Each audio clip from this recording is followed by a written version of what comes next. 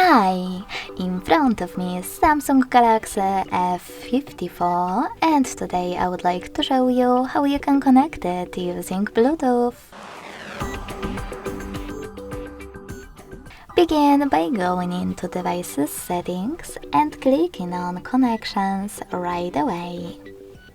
Then click on Bluetooth feature and tap on the switcher at the top if it's not already on. Following that, wait for available devices to show up, and when they do, click on the one that you wish to connect to.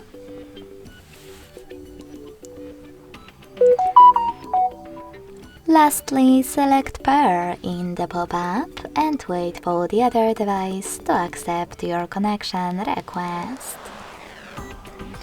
As you can see, my devices were successfully connected. Thanks so much for watching. If you enjoyed this video, leave a like, comment and subscribe. Bye!